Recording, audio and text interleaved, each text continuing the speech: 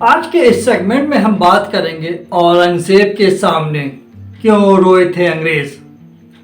औरंगजेब भारत का वो मुगल बादशाह जिसने लगभग 50 साल तक भारत पे शासन किया।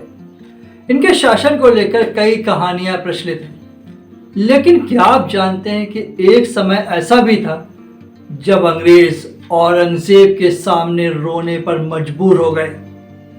जी हाँ, ये कहानी है मुगलों और अंग्रेजों के बीच के टकराव की, जिसमें औरंगजेब ने अपने कूटनीतिक कौशल से अंग्रेजों को घुटनों पर ला दिया। तो चलिए इस दिलचस्प किस्से को विस्तार से जानते हैं। यह किस्सा शुरू होता है 17वीं सदी के मध्य से, जब भारत में ईस्ट इंडिया कंपनी का आगमन हुआ। उस समय भारत में व्यापार करने के लिए अंग्रेजों को मुगल शासकों की अनुमति की आवश्यकता होती थी। औरंगजेब के समय तक अंग्रेजों ने सूरत, मद्रास और बंबई जैसे महत्वपूर्ण व्यापारिक बंदरगाहों पर अपने ठिकाने बना लिए।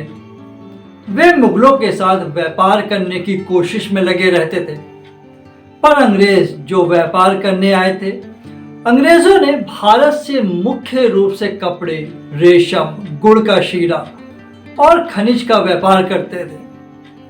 अंग्रेजों के व्यापार पर उस समय टैक्स नहीं लिया जाता था, बल्कि उनके कुल सामान की कीमत का 3.5% लिया जाता था। यह सिर्फ अंग्रेज ही नहीं, बल्कि पुर्तगाली, डच व्यापारी और अन्य विदेशी व्यापारियों के लिए भी यही नीति थी। अंग्रेजों के व्यापार पर टैक्स नहीं ली, बल्कि उनके कुल सामान की कीमत का 3.5% लिया जाता था।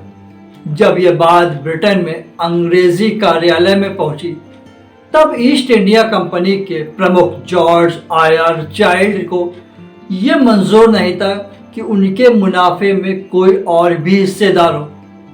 जॉर्ज चाइल्ड ने भारत में मौजूद कंपनी के अधिकारियों से कहा कि वे अरब सागर और बंगाल की खाड़ी में मुगल जहाज का रास्ता रोक दें और जो जहाज उनके हत्थे चढ़े उसे लूट लें। 1686 ईस्वी में जॉन चाइल्ड ने ब्रिटेन से सिपाहियों की 2 पलटन भेजी और उन्हें निर्देश दिया कि वे भारत में मौजूद सैनिकों के साथ मिलकर चटगांव पर कब्जा कर लें। उनके नाम के हिसाब से इस जंग को जंग ए चाइल्ड भी कहा जाता है, या उनका एक बेवकूफ़ी भरा कदम कहा जा सकता है, क्योंकि वह अपने समय के सबसे बड़े सल्तनतों में से एक सल्तनत मुगल सल्तनत के खिलाफ इतनी छोटी सी सेना लेकर लड़ने का साहस कर रहे थे।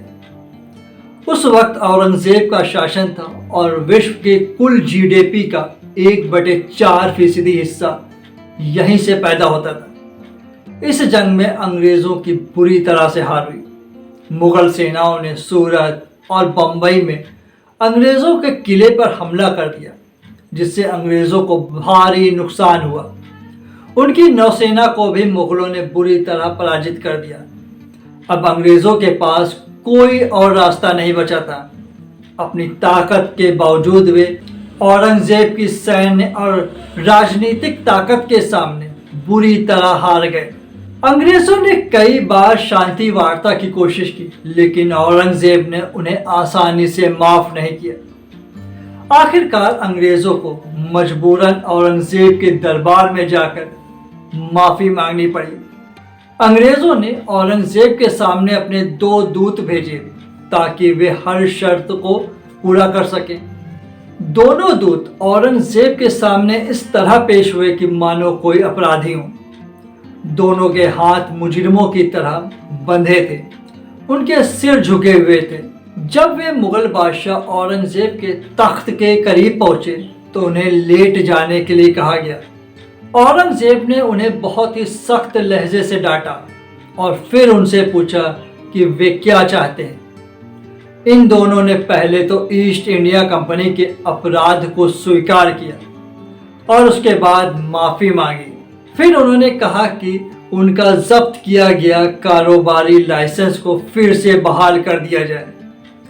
अंग्रेजों की अर्जी इस शर्त पर मंजूर हुई कि अंग्रेज मुगलों से लड़ने का 1.5 लाख रुपए हर्जाना अदा करेंगे और आगे से आज्ञाकारी होने का वादा करेंगे। और साथ ही मुंबई में ईस्ट इंडिया कंपनी का प्रमुख जॉर्ज चाइल्ड भारत छोड़ दे और दोबारा कभी यहाँ न आए। अंग्रेजों ने सारी शर्तों को मंजूर कर लिया क्योंकि उनके पास कोई और दूसरा रास्ता भी नहीं था। अंग्रेज जो पहले अपने अहंकार में थे, अब बादशाह के सामने बेबस और लाचार हो गए थे। औरंगजेब जो अपने धर्म और अपने कर्तव्य के प्रति बहुत ज्यादा गंभीर था, उसने अंग्रेजों को पूरी तरह से बर्बाद करने के बजाय उन्हें एक और मौका दिया, लेकिन उनकी शर्तें बहुत कड़ी थी। अंग्रेजों को व्यापार करने की अनुमति तो दे दी गई, लेकिन मुगल साम्राज्य में किसी भी प्रकार की किलेबंदी या सैन्य गतिविधियों को पूरी तरह से प्रतिबंध लगा दिया गया। अंग्रेजों को इस घटना से एक बड़ी सीख मिली और औरंगजेब के शासनकाल में वे मुगलों के सामने सिर झुकाकर ही व्यापार कर सके। तो यह थी वो कहानी जब औरंगजेब के सामने अंग्रेज रोने पर मजबूर हो गए थे। यह घटना न सिर्फ औरंगजेब की शक्ति और राजनीतिक कौशल का प्रमाण है, बल्कि इस बात की भी याद दिलाता है कि कभी अंग्रेज भारतीयों के सामने रोए थे। हालांकि आगे चलकर ईस्ट इंडिया कंपनी ने भारत में अपनी स्थिति को मजबूत कर लिया, लेकिन औरंगजेब के समय में उनकी हालात कुछ और ही थी। दोस्तों, आपको हमारी ये कहानी पसंद आई हो तो इस वीडियो को लाइक और शेयर ज़रूर करें। हमारे चैनल को सब्सक्राइब करना न भूलें ताकि आप तक इतिहास की ऐसी ही और दिलचस्प कहानियाँ पहुँचती रहें। धन्यवाद।